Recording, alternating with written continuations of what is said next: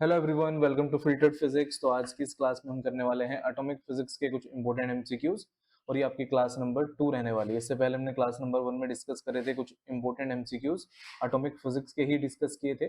और last class में हमने ये भी डिस्कस करा था कि जो ये क्लासेस हैं ये आपकी नेट गेट और other MSc level entrance exam के लिए बेनिफिशियल है। ठीक है, तो चलते हैं, शुरू करते हैं आज की क्लास को। आज की जो क्लास है ये आपकी क्लास नंबर 2 है।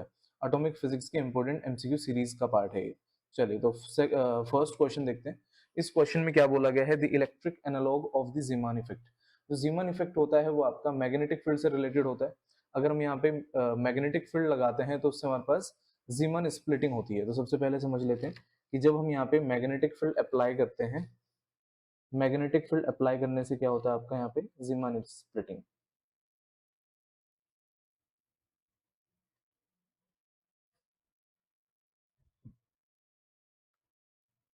Zeeman splitting. बट इस क्वेश्चन में क्या बोला गया है, एनालॉग बोला गया है, इलेक्ट्रिक एनालॉग। अगर इलेक्ट्रिक एनालॉग की हम बात करें तो अगर हम इलेक्ट्रिक फील्ड लगाते हैं तो इलेक्ट्रिक फील्ड से क्या फर्क पड़ता है। अगर हम इलेक्ट्रिक फील्ड अप्लाई करें तो इलेक्ट्रिक फील्ड से हमारे पास यहाँ पे जो होता है ये होता है आपका स्टार्क इफेक्ट। तो ये आपका एक तरह से इलेक्ट्रिक एनालॉग है जीमान इफेक्ट का। तो यहाँ पे आपका स्टार्क इफेक्ट हमारे पास देखा जाता है। इसका जो आंसर आएगा it will be option number आपका डी। तो ये चीज आपने याद रखनी है। नेक्स्ट हमारे पास क्वेश्चन जो है, इस क्वेश्चन में बोला गया है the atomic number of sodium is 11, it's ground state configuration is.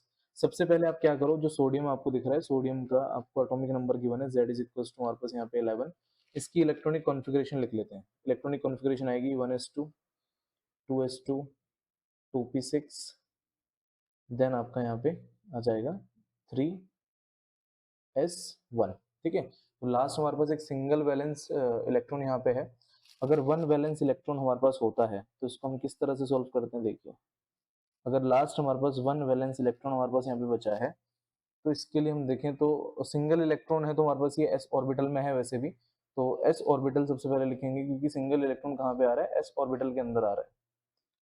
Okay, अगर एस ऑर्बिटल के अंदर आ रहा है तो एल का वैल्यू कितना हो जाएगा हमारे पास यहाँ पे, जीरो, पहली चीज। और सिंगल इलेक्ट्रॉन है तो इसकी स्पिन कितनी रहेगी आपकी, हाफ, 1/2।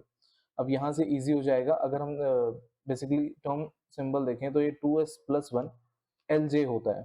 ठीक है, तो उसमें सबसे पहले हम 2s+1 की वैल्यू निकाल लेते हैं।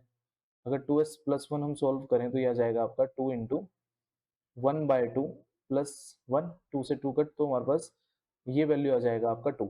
अभी के लिए अगर देखें तो दो ऑप्शन हमारे पास ऐसे हैं जिसमें हमारे पास 2s+1 की वैल्यू 2 है। ठीक है, तो ये हमें थोड़ा आइडिया मिल गया यहाँ से कि हमारे पास 2s+1 का वैल्यू हमारे पास जो आ रहा है ये आपका आ रहा है 2। सेकेंडरी चीज अगर हम यहाँ पे देखें तो एल का वैल्यू हमारे पास कितना है, यहाँ पे जीरो है। अगर एल का वैल्यू जीरो होता है तो ये हमारे पास किसके कोरस्पॉन्डिंग होता है, एस के कोरस्पॉन्डिंग। तो हमें यहाँ से आधा स्टेप तो हो गया है, 2s बना। ठीक है, तो 2s से हमें वैसे भी समझ में आ गया कि ऑप्शन नंबर बी आपका करेक्ट होगा। बट स्टिल अगर आगे का पार्ट हमने निकालना है तो इसमें हमें क्या करना पड़ेगा, इसमें जे का वैल्यू भी निकालना पड़ेगा। जब जे का वैल्यू आप निकालते हो तो जे क्या होता है आपका L+S होता है। तो एल का वैल्यू हमारे पास कितना है, जीरो, और एल एस का वैल्यू कितना है, हाफ, तो ये जाएगा आपका हाफ। तो ये 2s1/2 हमारे पास बनने वाला है। ये हमारे पास आ जाएगा आंसर। ठीक है, ऑप्शन नंबर बी। तो इसमें एक ट्रिक भी है। ठीक है, अपने क्या याद रखना है, अब यहाँ से हमें एक चीज पता लगी कि जो सोडियम है, देखो सोडियम किस सीरीज का पार्ट होता है, ये आपके जो एल्कली एलिमेंट्स होते हैं उसका पार्ट होता है। अब एल्कली एलिमेंट्स को अगर हम लिखें यहाँ पे तो एल्कली एलिमेंट्स के लिए याद रख लेना, इनका जो हमारे पास ग्राउंड स्टेट कॉन्फ़िगरेशन होगा वो सेम ही होगा सबके लिए। तो जैसे अगर हम यहाँ पे ट्रिक से याद करते थे तो ये आपका LINA के,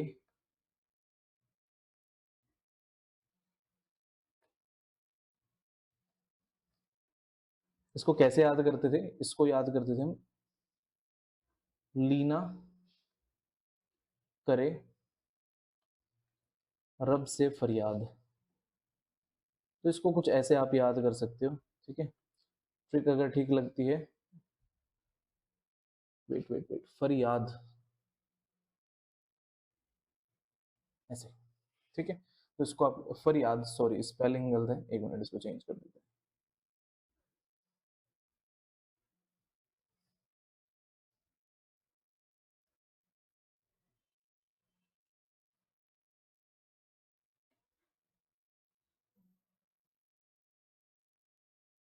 ऐसा कुछ। तो इस ट्रिक से आप इसको याद कर सकते हो। जितने भी हमारे पास ये एलिमेंट आपको दिख रहे हैं जो आपके एल्कली एलिमेंट्स होते हैं, इन सभी के लिए हमारे पास जो टर्म सिंबल आएगा ये आपका यही आएगा 2s1/2, मतलब ग्राउंड स्टेट कॉन्फ़िगरेशन की अगर हम बात करें तो ये चीज आपने याद रखनी है। नेक्स्ट क्वेश्चन पे चलते हैं। नेक्स्ट क्वेश्चन है आपका, the Larmor frequency of an electron in the ESR experiment depends on. जो आपका लार्मर फ्रीक्वेंसी होता है, सबसे पहले इसको लिख लेते हैं कितना होता है हमारे पास। ये रहता है आपका omega L is equal to आपका ईबी अपॉन आपका 2m। तो ऐसा कुछ हमारे पास ये लार्मर फ्रीक्वेंसी है पहली चीज। अब ये हमारे पास देखा जाए तो ये किस पे डिपेंड करता है, इस क्वेश्चन का जो हमारे पास एक्चुअल मीनिंग है इसमें पूछा गया है कि जो लार्मर फ्रीक्वेंसी है वो किस पे डिपेंड करता है। तो यहाँ पे हमारे पास फर्स्ट ऑप्शन है DC magnetic field, next one is magnitude of AC field, magnitude of DC and AC field both, या फिर आपका फ्रीक्वेंसी ऑफ एसी फील्ड। तो इनमें से आंसर जो आने वाला है इट विल बी आपका ऑप्शन नंबर ए। ये डीसी फील्ड पे डिपेंड करता है, याद रखना। जो आपका लार्मर फ्रीक्वेंसी इलेक्ट्रॉन का वो किस पे डिपेंड करता है, आपका डीसी मैग्नेटिक फील्ड पे। जो आपको मैग्नेटिक फील्ड यहाँ पे बी दिख रहा है, एक्चुअल में ये डीसी मैग्नेटिक फील्ड है। नेक्स्ट क्वेश्चन पे मूव ऑन करते हैं। नेक्स्ट क्वेश्चन है आपका, a molecule is Raman active if there is a change in electric dipole moment, magnetic dipole moment, electric polarizability, या फिर आपका विस्कोसिटी। इनमें से आपने आंसर बताना है, ठीक है। तो सबसे पहला पार्ट देख लेते हैं। अगर हमारे पास कोई भी मॉलिक्यूल अगर हमारे पास आईआर एक्टिव होता है, मतलब इंफ्रारेड एक्टिव होता है, तो उसकी क्या कंडीशन होती है। इसकी कंडीशन होती है हमारे पास यहाँ पे चेंज इन डाइपोल मोमेंट। अगर कहीं किसी मॉलिक्यूल में डाइपोल मोमेंट का चेंज आया, चेंज इन डाइपोल मोमेंट की अगर बात कर रखी है, तो उसमें हम क्या बोलेंगे कि हमारे पास ये आपका मॉलिक्यूल जो है ये आईआर एक्टिव होगा, पहली चीज। अब यहाँ पे आपसे क्या पूछा गया था, रमन एक्टिव पूछा गया था। तो चेंज हमारे पास किस में आना चाहिए वो चीज हम देख लेते हैं। रमन एक्टिव के लिए हमारे पास कंडीशन आती है, जब रमन एक्टिव की बात हम करते हैं तो रमन एक्टिव के लिए चेंज जो आता है वो आता है चेंज इन पोलराइजेबिलिटी। अब यहाँ से आपको आइडिया लग जाएगा कि हमारे पास क्या ऑप्शन यहाँ पे आना चाहिए, क्या ऑप्शन आपका यहाँ पे करेक्ट होना चाहिए। तो इसके अकॉर्डिंग आंसर क्या बन रहा है, ऑप्शन नंबर सी बन रहा है। इलेक्ट्रिक पोलराइजेबिलिटी हमारे पास यहाँ पे अगर चेंज होगी तो मॉलिक्यूल हमारे पास क्या हो जाएगा, आपका रमन एक्टिव। ठीक है, तो इसको आप एक ट्रिक से याद कर लेना। ट्रिक हमारे पास क्या है, इसको ट्रिक में ऐसे याद रखना, रमन इज इक्वल टू आपका पोलराइजेबिलिटी। इससे आपको थोड़ा सा आइडिया रहेगा, आप इसको इजीली याद कर पाओगे अगर आप कुछ ऐसी शॉर्ट ट्रिक बनाते हो तो। ठीक है, ये शॉर्ट ट्रिक बहुत हेल्प करती है एग्जाम के टाइम पे। आप भूल जाओगे कि हमारे पास चेंज इन डाइपोल मोमेंट है या फिर चेंज इन पोलराइजेबिलिटी है, तो रमन को आप पोलराइजेबिलिटी से याद कर लो, आईआर एक्टिव को आप डाइपोल मोमेंट से याद कर लो, डीएम आप उसको शॉर्ट में लिख सकते हो। तो ये कुछ चीजें आपको यहाँ पे करनी पड़ेंगी, तभी आपको ये चीजें याद होंगी। नेक्स्ट क्वेश्चन है, the fine structure constant alpha is nearly equal to. ये क्वेश्चन मल्टीपल टाइम आया है, मतलब ये बहुत ही इंपॉर्टेंट क्वेश्चन है और ये मल्टीपल टाइम एग्जाम में पूछा जाता है। तो इस चीज को याद रखना कि ये आपका काफी इंपॉर्टेंट क्वेश्चन है। वेट, मल्टीपल टाइम ये क्वेश्चन आया है तो ये काफी इंपॉर्टेंट क्वेश्चन भी है। ठीक है, अब इसमें जो हमारे पास अल्फा होता है, आपको सभी को पता होगा कि अल्फा का वैल्यू जो होता है आपका ये 1/137 होता है। इसको हम फाइन स्ट्रक्चर कांस्टेंट बोलते हैं। इसकी वैल्यू हमारे पास यहाँ पे इसको सोल्व करके हमारे पास आ जाती है। इसको हम बोलते हैं एक तरह से आपका फाइन स्ट्रक्चर कांस्टेंट 1/137। तो उसको याद रखना। ठीक है, अप्रोक्स ये वैल्यू आती है हमारे पास, एग्जैक्ट ये भी नहीं है, बट हमारे पास आंसर क्या आएगा आपका option number B. Next question अगर हम देखें, इसमें क्या बोला गया, the Lyman L alpha line, मतलब एक तरह से आपकी जो लाइमन की अल्फा लाइन है, मतलब जो फर्स्ट लाइन है in hydrogen correspond to the transition.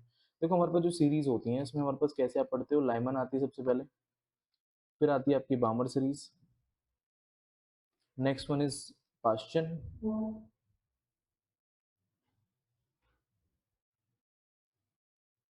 फिर आती है आपकी ब्रैकेट सीरीज,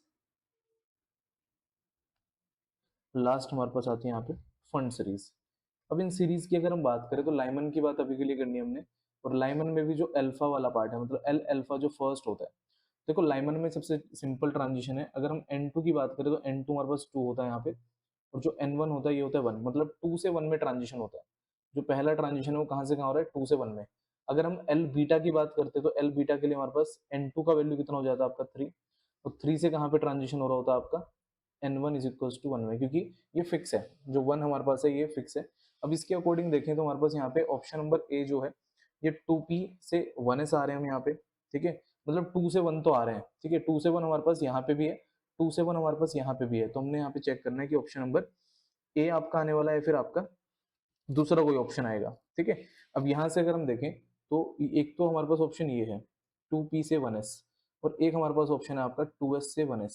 देखो बाकी के ऑप्शन हम क्या कर सकते हैं, यहाँ पे डिस्कार्ड कर सकते हैं, ये ऑप्शन हमारे पास यहाँ पे करेक्ट नहीं होंगे। तो ऑप्शन हमारे पास यहाँ पे कौन सा करेक्ट होगा, देखिए अगर हम यहाँ पे लाइमन सीरीज की बात कर रहे हैं, हाइड्रोजन के केस में होगी। हाइड्रोजन में हमारे पास देखा जाए तो हमारे पास जो ट्रांजिशन अगर देखा जाए तो कहाँ से कहाँ होगा, अगर हम यहाँ पे सिंपल एक इलेक्ट्रॉनिक कॉन्फ़िगरेशन लिखते हैं, कैसे लिखते हैं 1s2 2s2 2p6 ऐसे कुछ हम लिखते हैं ना, ट्रांजिशन जैसे लिखते हैं, तो हमारे पास यहाँ पे 1s2 के बाद कौन आता है, 2s2 आता है। ठीक है, तो इसलिए हमारे पास यहाँ पे अगर ट्रांजिशन की बात हम करें तो ट्रांजिशन कहाँ से कहाँ हो रही होगी हमारे पास, ये होगी आपकी जो आपकी ऑप्शन नंबर डी में दिख रही है आपको।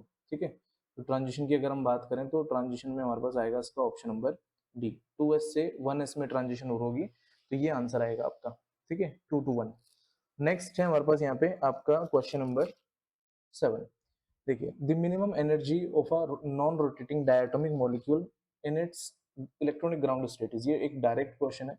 इसमें आपको जो हमारे पास वैल्यू आती है, ठीक है, याद रखना हमारे पास जो आपका लोवेस्ट हमारे पास लेवल होता है, जो लोवेस्ट लेवल होता है, लोवेस्ट लेवल की एनर्जी को हम क्या बोलते हैं, जो लोवेस्ट लेवल की एनर्जी होती है उसको हम बोलते हैं यहाँ पे आपका जीरो पॉइंट एनर्जी। सबसे पहली चीज याद रखनी है, zero point energy.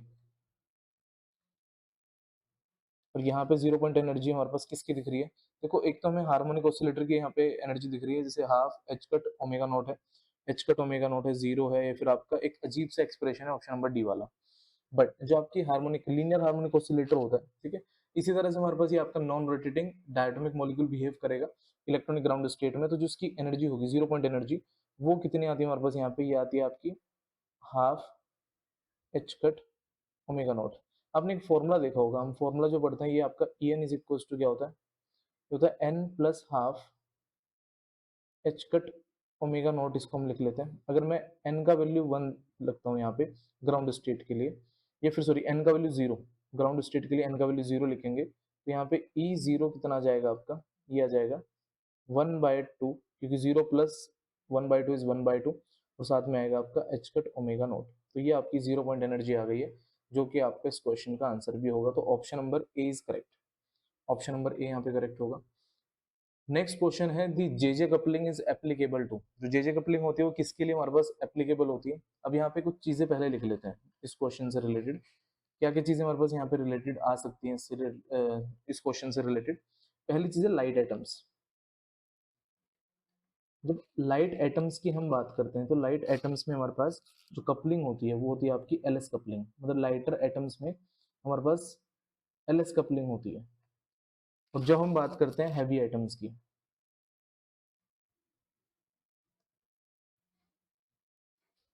Heavy atoms में जो कपलिंग होती है ये आपकी जे जे कपलिंग होती है।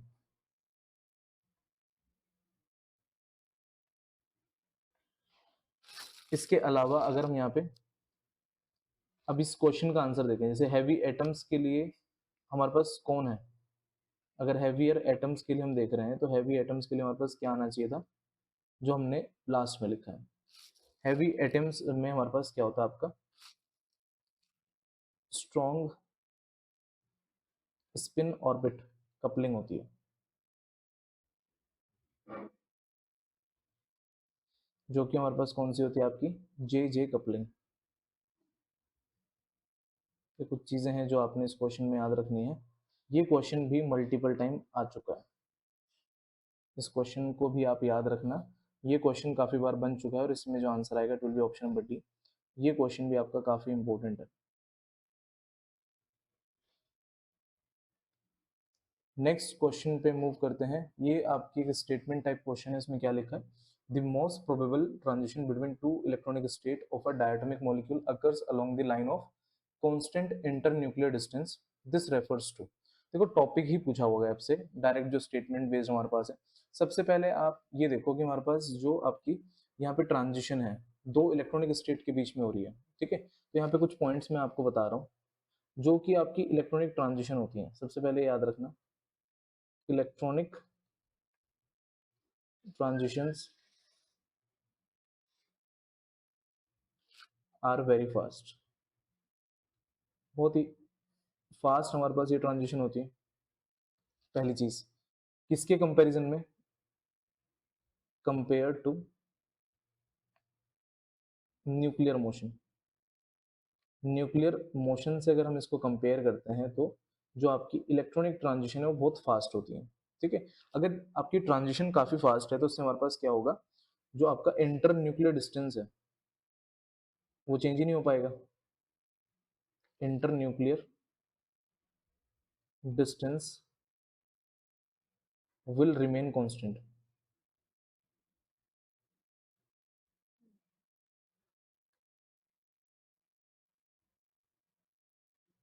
अगर राइटिंग आपको समझना है तो राइटिंग के लिए बता देना मुझे कमेंट में कि राइटिंग क्लियर नहीं है। ठीक है, इसको इम्प्रूव कर लेंगे। नेक्स्ट है हमारे पास यहाँ पे, अगर हम देखें तो दो चीज़ हमारे पास निकल के आई। अगर इलेक्ट्रॉनिक ट्रांजिशन है तो वो काफ़ी फास्ट होती है न्यूक्लियर मोशन के रेस्पेक्ट में। इंटर न्यूक्लियर डिस्टेंस हमारे पास यहाँ पे ऑलमोस्ट कॉन्स्टेंट रहेगा। यही कंडीशन हमारे पास यहाँ पे लिखी जा रही है। ठीक है, दोनों चीज़ हमने लिख ली यहाँ पे। बट ये जो चीज़ें हमारे पास, ये हमारे पास किससे रिलेटेड है?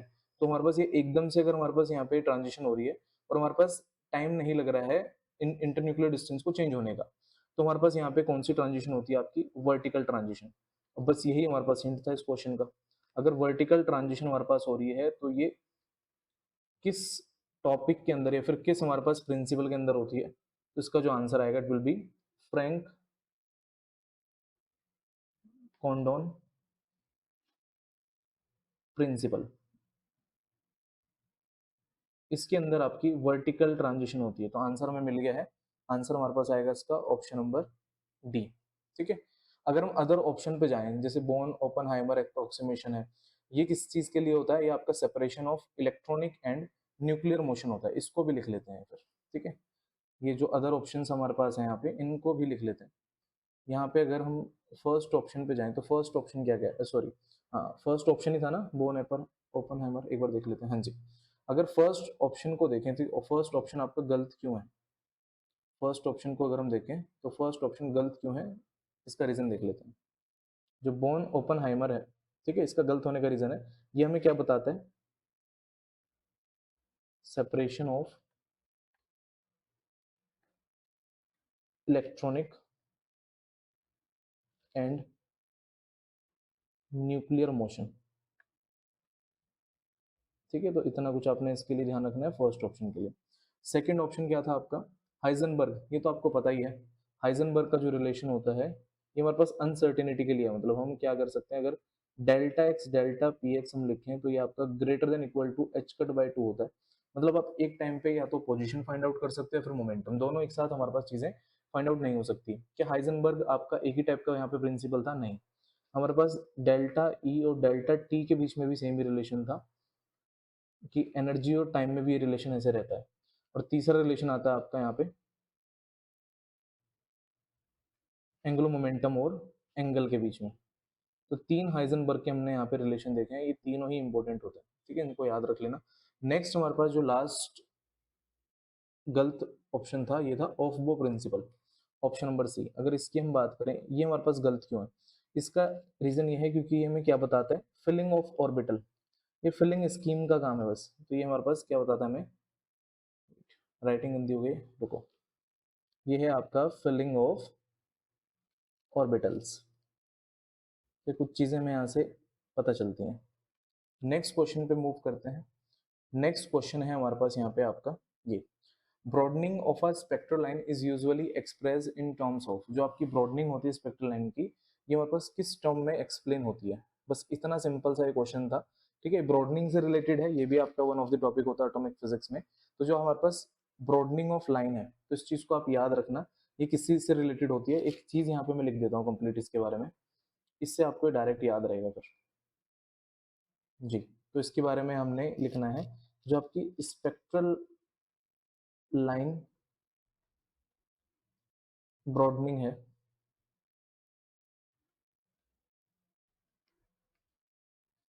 ये हमारे पास जो मेजर होती है is measured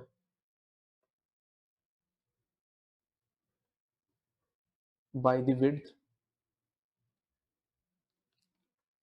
of the line at its half maximum, या फिर इसको हम हाफ मैक्सिमम इंटेंसिटी लिखेंगे। अगर इसको शॉर्ट में लिखना है तो शॉर्ट में क्या लिखेंगे? शॉर्ट में लिखने का तरीका है इसका, वेट, शॉर्ट में हम इसे लिखते हैं कि जो आपका एफ डब्ल्यू एच एम है, मतलब full width at half maximum, full width at half maximum, तो इसका जो आंसर बनेगा it will be option number D. Option number D है full width at half maximum. तो broadening of a spectral line is usually express in terms of full width at half maximum. ठीक है, चलिए next question पे चलते हैं। जी जी जी, next question नहीं है, नेक्स्ट क्वेश्चन हमारे पास नेक्स्ट क्लास में होगा। ठीक है, जो आपकी क्लास नंबर 3 रहेगी। तो आज के क्वेश्चन हो गए खत्म, और जो नेक्स्ट क्वेश्चन आपका होगा ये आपका एटॉमिक फिजिक्स की ही नेक्स्ट क्लास होगी, जो क्लास नंबर 3 उसमें हम करेंगे। ठीक है, तो आज के सेशन को देखने के लिए आपका थैंक यू। ठीक है, और आप जो एमसीक्यूज हैं, बेसिकली ये जितने भी एमसीक्यू मैंने आपको कराए हैं, इनसे रिलेटेड आप कुछ एमसीक्यू प्रैक्टिस कर सकते हो। ठीक है, इसके बाद हम मिलेंगे नेक्स्ट क्लास में, क्लास नंबर 3। Thank you.